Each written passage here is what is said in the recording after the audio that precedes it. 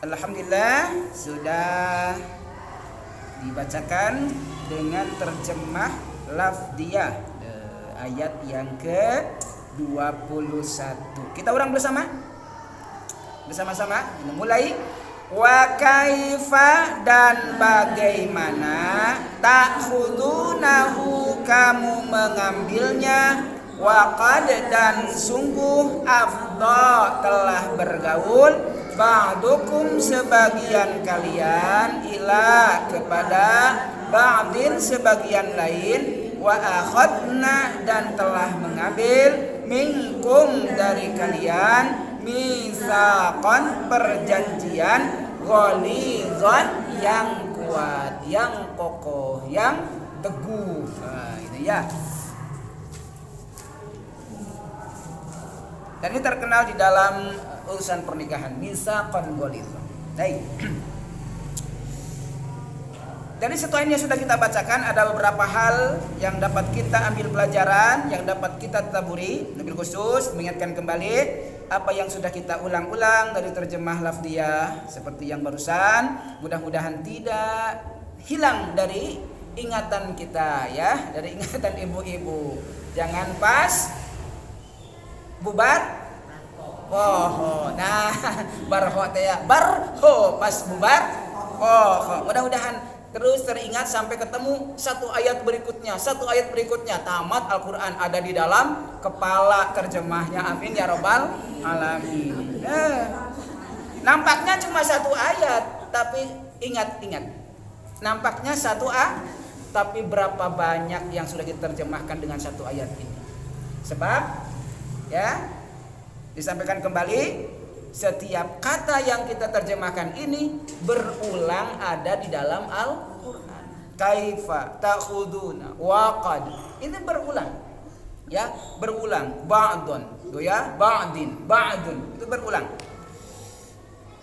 Oleh karena itu, sekali kita menghafal, maka akan banyak kata-kata lain dalam Al-Quran. Saat kita membaca Al-Quran, sudah tersimpan artinya di benak kita. Tinggal menyambungkannya gitu ya, dengan kata-kata yang lain yang berbeda. Diawali dengan satu aturan yang Allah berikan melalui Al-Quran berkaitan dengan wanita-wanita. Ini yang di depan kita nih wanita-wanita soleh.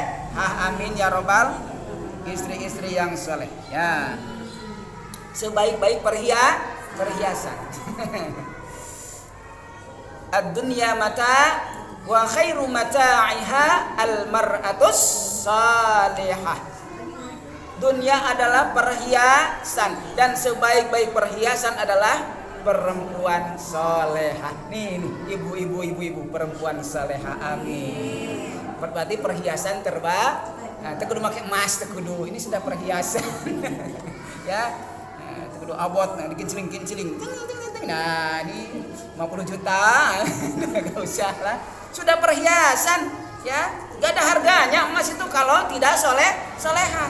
Semuanya pun tidak bernilai kalau seorang itu adalah solehah. Hilang tertutupi dengan kesolehahannya, ya, gak perlu banyak perhiasan karena dia sudah menjadi perhiasan itu sendiri. Hanya istri yang solehah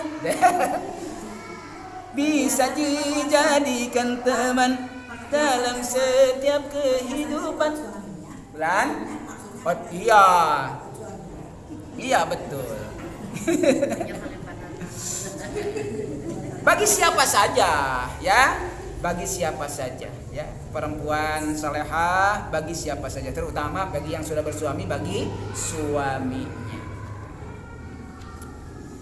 Sehingga menjadi teman, kalau sudah bersuami, jadi teman suami dari dunia sampai surganya, gitu kan ya, menjadi pendamping bagi anak-anaknya dari dunia sampai surganya. Jadi kan nanti insya Allah suaminya istrinya anak-anaknya berkumpul kembali di surganya Allah. Amin ya robbal alamin. Itu yang kita harapkan. Tapi al insan mahalul khata wan nisyan. Manusia tempatnya salah dan lupa. Yang namanya Bani Adam dipastikan tidak akan pernah ya sampai terbebas dari melakukan kesalahan. Ya, kullu bani adama khata'un. Ya. Di riwayat yang lain, annasu kulluhum khata'un. Bani Adam semuanya, manusia semuanya khata'un, pasti akan mengalami satu fase di mana dia melakukan dosa, kesalahan. Itu manusia, namanya juga manusia. Yang nggak pernah melakukan dosa, malaikat. Kan begitu. Yang selalu berdosa, setan. Setan itu ya, iblis. Nah, setan yang selalu melakukan dosa. Kalau kita manusia, ada kalanya melakukan dosa, kemaksiatan. Tapi mudah-mudahan ketika melakukan kesalahan termasuk yang menyadari kesalahan kemudian memperbaikinya, dan itulah yang disebut dengan tobat. Menyadari kesalahan kemudian memperbaikinya, itulah tobat. Nah, nanti ada di sini informasi dari Allah Subhanahu wa taala. Karena manusia tidak akan terbebas dari melakukan dosa, kesalahan seandainya kata Allah ada seorang yang melakukan fahisyah. Tahu fahisyah itu? Fahisyah dosa yang berimbas bagi orang lain, bukan hanya untuk dirinya tapi berdampak bagi orang lain dan lingkungannya. Di antara fahisyah adalah zina. Makanya dalam ayat yang lain tuh di surah Isra ya, wala taqrabuz zina innahu kana fahisyatan wa sa'a sabila. Jangan dekat-dekat zina, dekat-dekat kade, jangan dekat-dekat nurutan Nabi Adam, bukan dekat lagi, diambil dan dimakan bersama Siti wala taqraba hadhihi syajarah. Hati-hati tuh, kadang-kadang begitu. Sesuatu yang kata Allah jangan dekat-dekat suka bikin penasaran. Seperti Nabi Adam dan Siti Hawa alaihissalam penasaran, udah mah digoda sama si setan alias iblis teh baheula kan gitu. Tuh, digoda. Dibilang, "Wah, ini teh kalau kamu makan itu justru kamu teh bakal kekal." Begitu kata sih. Ya. Bakal kekal alias khuld. Al-khuld wa mulkin la yabla. Al-khuld, makanya kita tahu itu namanya pohon khuldi, buah khuldi dari setan sebenarnya. Ya. Istilah itu khuld. Allah cuma mengatakan wala taqraba hadhihi syajar. Jangan kau berdua ini mendekati pohon ini. Seperti tadi, wala taqrabuz zina. Jangan dekat-dekat zina. Malah diambil. Berarti itu namanya ya, melakukan dosa. Melanggar perintah Allah. Mengerjakan apa yang dilarang oleh Allah Subhanahu wa taala. Kena hukuman. Harusnya nikmat di surga yang tiada tanding, tiada banding teh, mala ainun ra'at wala mala ain ra'at wala udhunun sami'at wala khatara ala qalbin bashar. Yang tidak akan pernah terbayang kenikmatan. Saking luar biasanya.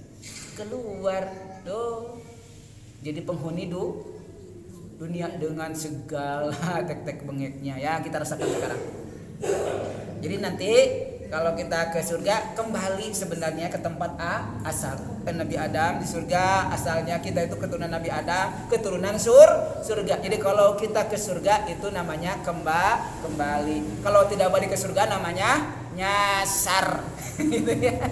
Jadi kalau ada di antara manusia yang kembali ke surga namanya nyasar. Kenapa nyasar? Gak nanya jalan balik ke surga. Ya, kalau nggak ingin nyasar harus nanya. Bagaimana cara nanyanya? Datang ke majelis ilmu.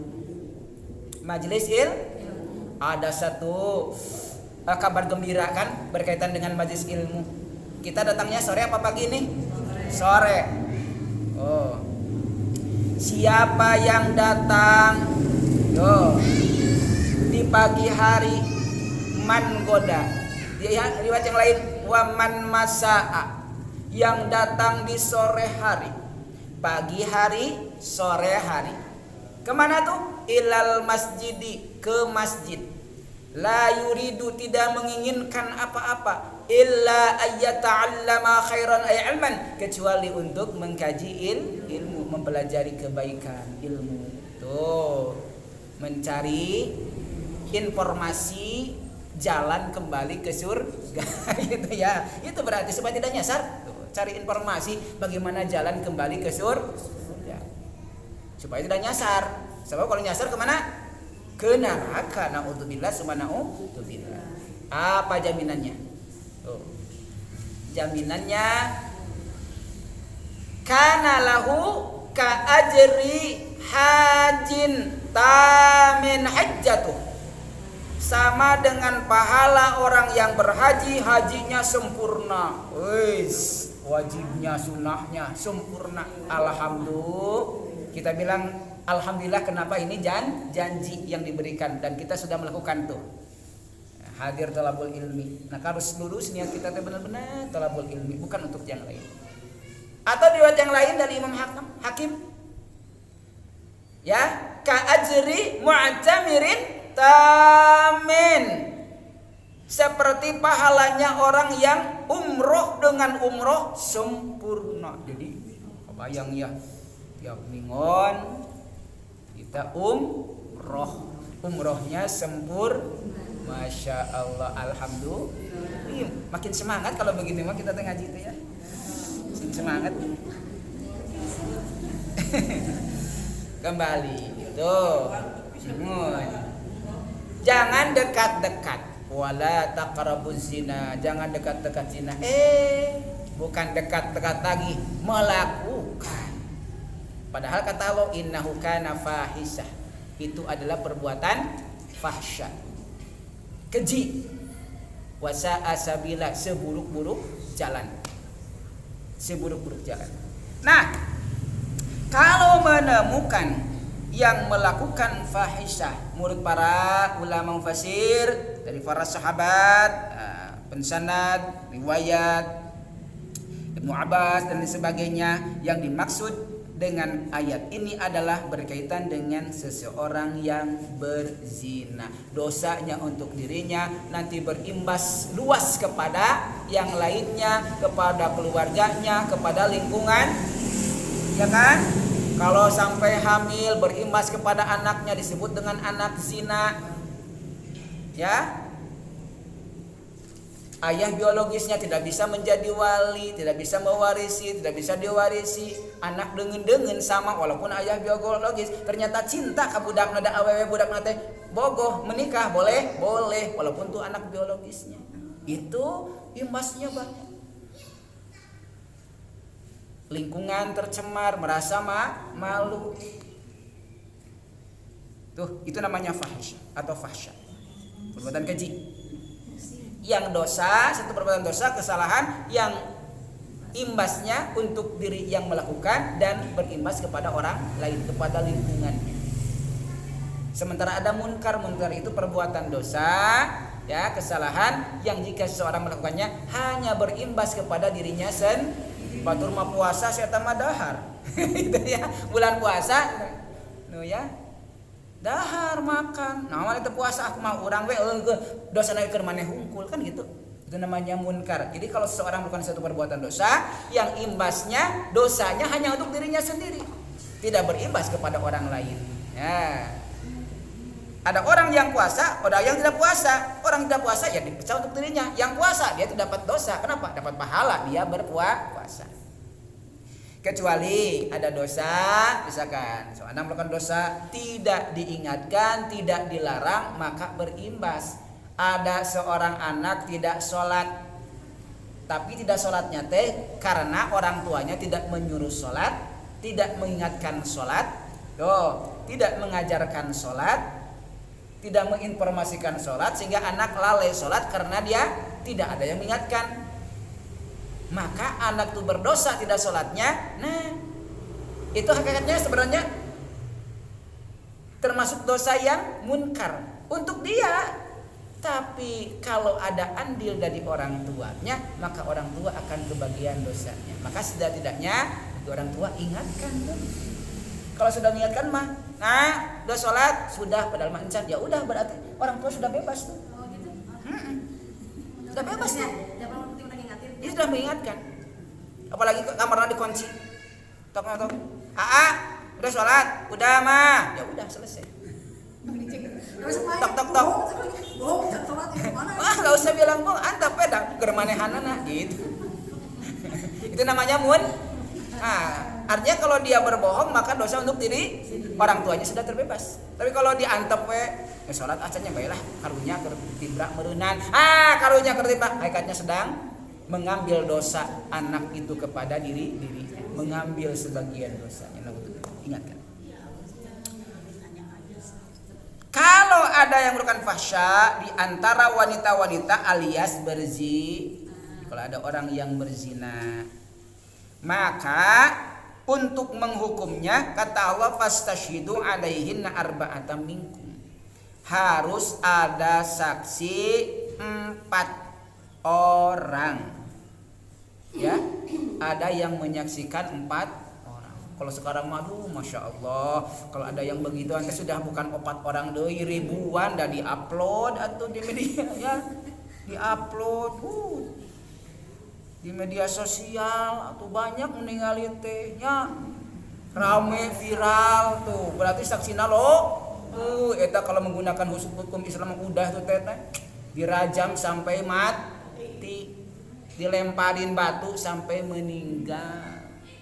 Karena di negeri kita bukan hukum Islam secara zahiriyah yang dilaksanakannya hukum positif, ya kita tidak bisa apa-apa.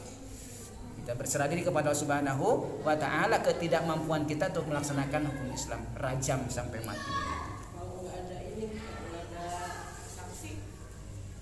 Kalau tidak ada saksi, sebenarnya tidak terkena hukum itu.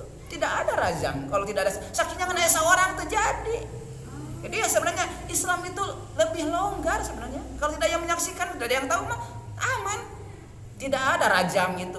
Mencuri tidak ada yang tahu, tidak ada saksi.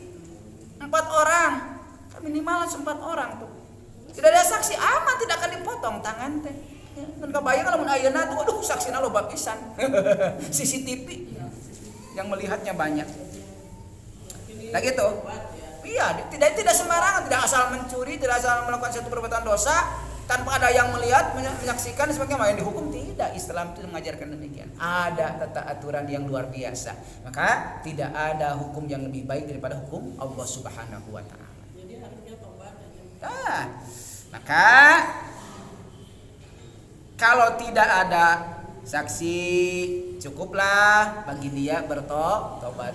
Tidak cukup saksinya, ya cukup. Kalau ia benar tapi tidak ada saksi, tidak kena hukum tuh. Suruh bertobat saja. Itu ya, bertobat. Tapi kalau ada saksinya dan benar itu terjadi, maka ada hukuman yang khusus yang diberikan kepadanya. Di antaranya tadi setelah hukum Islam datang dirajam, dicambuk jika goer muhson. Ya, ada 2 istilah ya. Ada zina muhson, ada zina goer muhson. Goer muhson itu jika salah satu di antaranya atau keduanya sudah menikah, namanya muhson. Sudah menikah, yang laki-lakinya sudah menikah atau yang istrinya sudah menikah atau kedua-duanya sudah menikah, namanya muhson. Kalau dua-duanya belum menikah, masih jajaka dan gadis dan perawan. Gadis itu ya, gadis belum menikah, maka disebut dengan goer muhson, goiru muhson. Apa bedanya? Kalau yang goiru muhson dicambuk 100 kali. Eta cambukna teh tarik teuing maot eta naon? Itu dihukumkan dosanya. Risiko. Dosanya gimana? Insyaallah mudah-mudahan terhapus tuh dosanya. maka jangan dicaci maki lagi setelah itu, ya. Jangan dicaci maki kata Rasulullah setelah itu. Sebab apa? Itu sudah dianggap dia sudah bertobat, dan ketika sudah bertobat sudah dicambuk. Nah, apalagi kalau sampai meninggal gitu ya, meninggal sudah bersih sama dengan orang yang sudah tidak berdosa. Itu ya.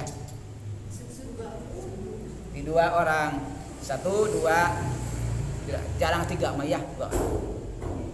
Itu dicambuk 100, cambuknya lemah. Nah itu kumaha tukang cambuk, maka tukang cambuknya juga terpilih, dilatih dulu. Ya, ditutup matanya, tidak boleh ada perasaan kasihan ataupun dendam, nggak ada. Harus sewajarnya saja nyambuknya. Tergantung si yang dicambuk daya tahan tubuhnya. Kalau lemah ya baru 80 aku lepak manten ya itu mah risiko. Dicambuk saja 100. Jadi bisa tetap dia masih hidup, atau bisa saja karena cambukan itu mati. Tapi dicambuk itu goer muhson. Tapi kalau yang muhson dirajam dan itu sampai meninggal. Pada can maut tengoran we terus. Sampai Pokoknya mah sampai meninggal. Dirajam sampai meninggal. Gak ada batasan berapa jumlah batu yang dilemparkan. Ya, dirajam sampai meninggal. Itu dasar, kebayangkan sakitnya. Naudzubillah. Sekarang perzinaan merajalela karena cuma di penjara 1 tahun 2 tahun bebas gitu kan. Mudah-mudahan Allah menjauhkan kita, keluarga kita, keturunan kita dari perbuatan fahsya seperti itu. Amin ya robbal alamin. Kita berlindung kepada Allah Subhanahu wa taala. Bagaimana kalau bertobat? Maka sudah berpaling darinya. Menurut para ulama, berpaling artinya tidak mencacinya, tidak memaki-makinya. Tuh. Tidak menghukum dengan hukum sosial, sudah berhenti. Kalau bertobat, maka anggap dia sudah terbebas dari kesalahannya seperti orang yang bersih kembali, tidak berdosa. Innallaha kana tawwabar rahim, karena Allah saja Maha penerima tobat. Nah, kita juga harus menerima mereka dengan lapang dada. Lupakan semua kesalahannya kalau dia bertobat. Ada yang dimaksud tobat yang sebenarnya. Ini ada indikator tobat yang sesungguhnya itu yang bagaimana. Nah, gitu ya. Innamat taubatu 'alallahi lilladzina ya'maluna su'a bijahalatin summa yatubuna min qarib. Dia ada satu indikator tobat di mana itu dikatakan tobat, tapi di sisi lain dikatakan tidak tobat. Dikatakan tobat kalau dia ketika melakukan kesalahan segera menyadari kesalahannya dan memohon ampunan Allah. Itu dikatakan tobat. Baru benar tobatnya. Jadi pas dia melakukan kesalahan, cepat menyadari kesalahannya dan cepat kembali kepada Allah, memohon ampunan Allah. Itu benar tobatnya.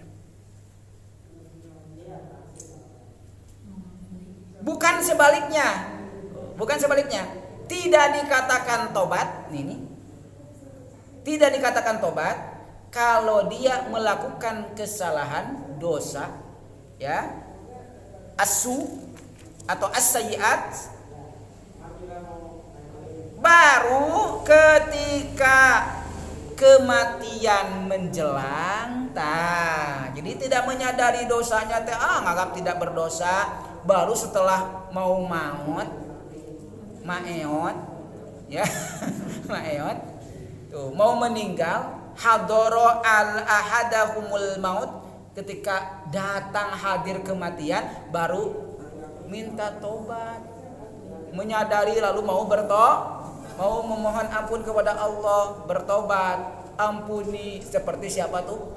Fir'aun, ngesrek maut, kelelapan, baru bilang saya akan beriman, akan tunduk kepada Tuhannya Musa dan Harun. Diterima enggak? Tidak. Dalam hadis malam yughargir, selama napas belum ke tenggorokan. Artinya kalau sudah menjelang kematian tidak dikatakan tobat. Jadi tobat itu min qarib, bersegera. Ketika melakukan kesalahan segera menyadari dan bertobat. Dan itu ciri orang-orang yang bertakwa. Dan itu ciri orang-orang yang muhsin, yang baik, yang dihendaki baik oleh Allah Subhanahu wa taala. Di antaranya kalau dia melakukan kesalahan segera ingat bahwa itu adalah salah dan segera memohon ampunan Allah. Berarti Allah menghendaki kita baik ini. Kalau kita melakukan sesuatu kesalahan mau kecil apalagi besar, kecil, aduh langsung sadar itu salah lalu segera memohon ampun Allah, berarti kita adalah termasuk sekelompok hamba Allah yang bertakwa, yang dikatakan baik oleh Allah Subhanahu wa taala. Dan Allah mencintai orang-orang seperti itu.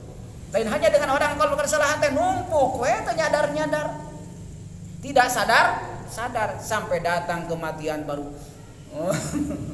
Halo, tobat. Ah, sudah enggak terima tobat. Ya, diterima tobatnya. Itu tobat. Tadabbur berikutnya. Dari ayat yang kita bacakan tadi. Terjemahkan maksudnya. Ini berkaitan dengan satu laki-laki pada masa Rasulullah. Menurut para mufassir dan beberapa riwayat, ada laki-laki datang kepada Rasulullah. Dia melaporkan bahwa istrinya hamil.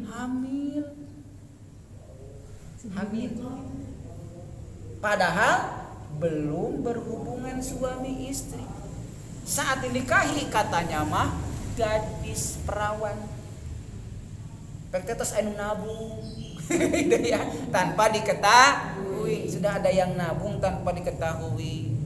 Hamil, kok bisa hamil belum berhubungan tapi bisa hamil. Atau sebagian pendapat ulama sudah berhubungan tapi belum sampai pada memungkinkan hamil dengan hitungan bulan itu. Tuh. Misalkan baru nikah 2 bulan, pas dicek nah hamil nangis 5 bulan. Nah gitu. Tuh, padahal belum pernah berhubungan kecuali selama 2 bulan itu. Nah itu contoh. Lapor ke Rasulullah SAW. Maka Rasul apa? Maharnya berikan, jangan diambil.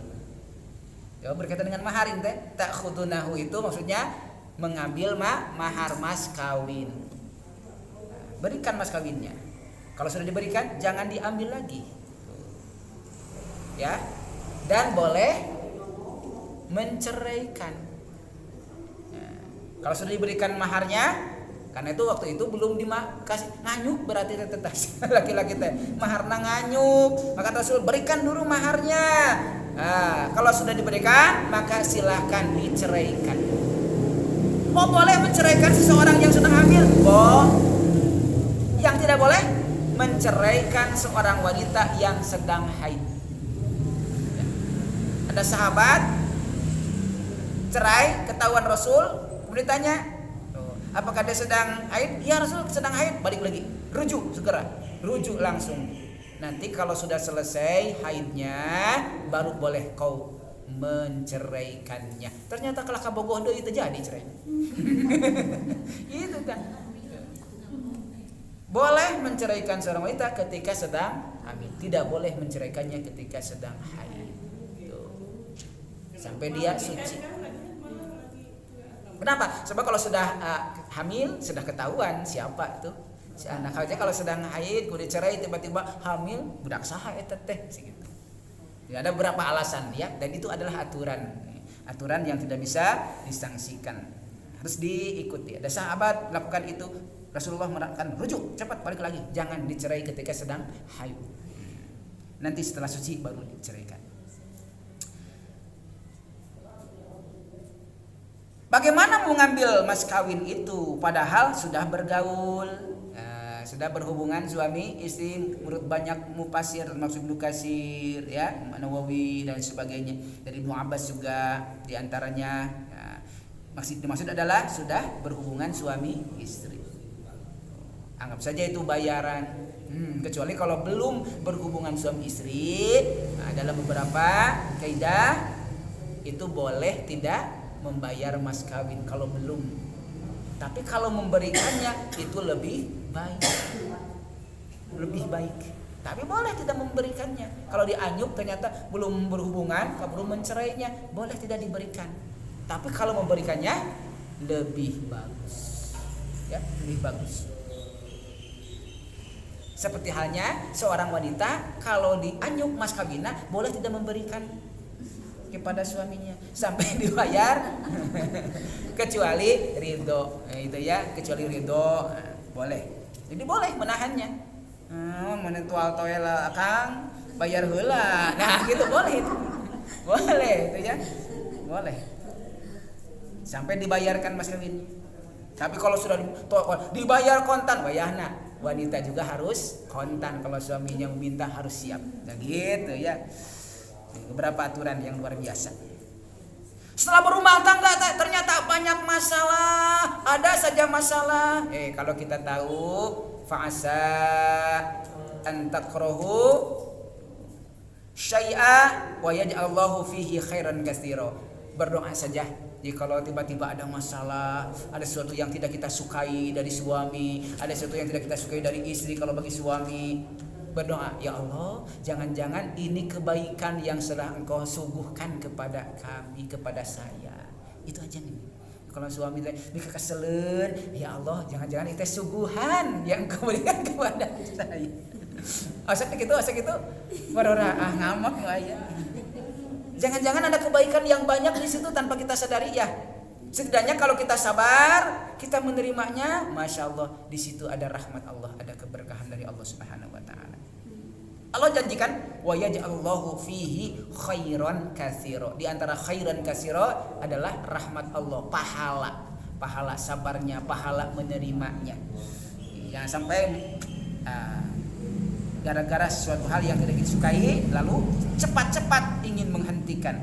Bagusnya tahan rumah tangga itu. Semakin banyak rintangannya, semakin berat menjalaninya, semakin besar pahalanya insya Allah. Wa akhadna minkum mitsaqan ghalidha, dan telah mengambil dari kalian mitsaqan ghalidha, perjanjian yang kuat, yang tangguh, yang kokoh. Banyak maksudnya. Yang dimaksud adalah akadun nikah diantaranya, ya, akad nikah. Tuh, di akad nikah itu adalah misakon golizo, perjanjian yang kuat, yang tidak boleh misakan. Ketika seorang suami mengatakan saya terima, udah langsung terikat tuh. Wa akhadna minkum, itu terikat. Maka harus menjaga sebaik-baiknya. Seorang wanita menjaga, seorang laki-laki itu harus menjaga ikatan itu. Ya, misaqan ghalidha. Mudah-mudahan ada manfaat, menjadi renungan dari beberapa pelajaran yang kita ambil, tadabbur ayat-ayat yang sudah kita bacakan di sore hari ini. Dari berbagai hal tadi ya, banyak hal yang kita temukan. Mudah-mudahan ini berhubungan dengan begitu banyak dengan kehidupan kita, keseharian kita. Mudah-mudahan jadi satu pembelajaran, informasi yang baik dan pasti baik, dan Allah menghendaki kita baik. Amin ya rabbal alamin. Dari bersama dengan doa khatimatu tilawah, Allahumma rahamna bil Qur'an waj'alhu lana imaman wa nur.